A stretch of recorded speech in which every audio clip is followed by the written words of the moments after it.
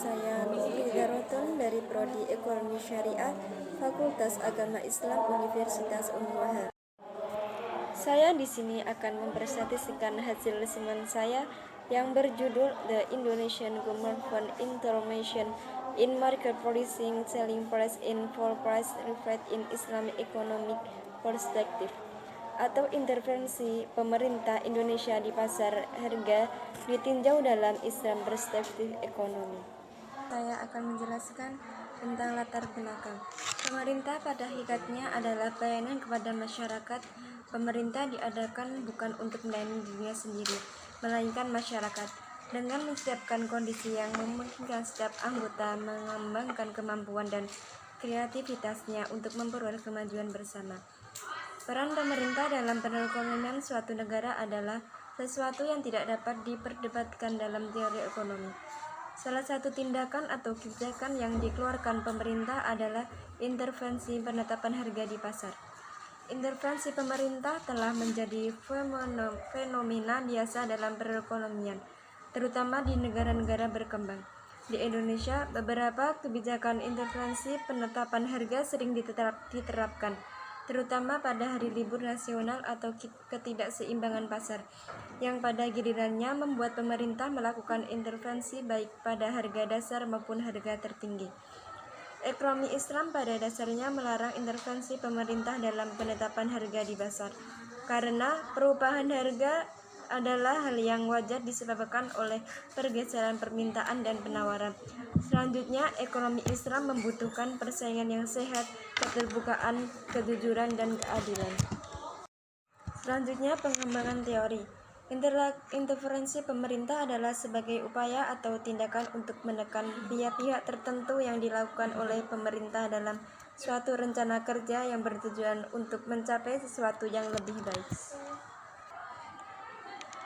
Pemerintah sebagai salah satu pelaku ekonomi atau rumah tangga pemerintah memiliki fungsi penting dalam perekonomian sebagai stabilisasi, yaitu fungsi pemerintah dalam menciptakan stabilitas ekonomi, sosial, politik, hukum, pertahanan, dan keamanan alokasi, termasuk fungsi pemerintah sebagai penyedia barang dan jasa publik seperti pembangunan jalan raya, gedung sekolah, penyediaan fasilitas penerangan, dan telepon dan distribusi, yang merupakan fungsi pemerintah dalam pemerataan atau pemerataan masyarakat. Oleh karena itu, pemerintah berfungsi untuk mengawasi, mengatur, dan mengarahkan sistem kerja pasar untuk mengendalikan harga agar produsen dan konsumen yang lemah dapat dilindungi oleh pemerintah, swasta, dan masyarakat.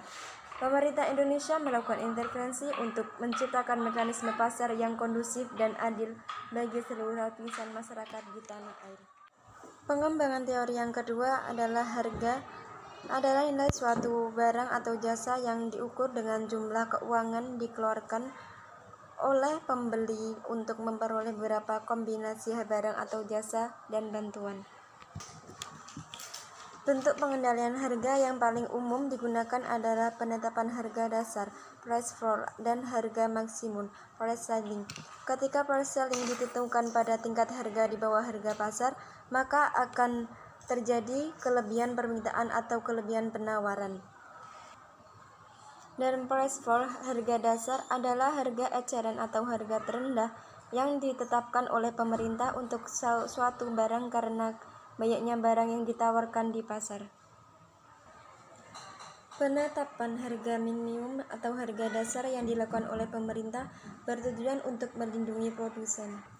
Pengembangan teori yang ketiga adalah dalam konsep ekonomi Islam, penetapan harga dilakukan oleh kekuatan pasar termasuk kekuatan permintaan dan penawaran.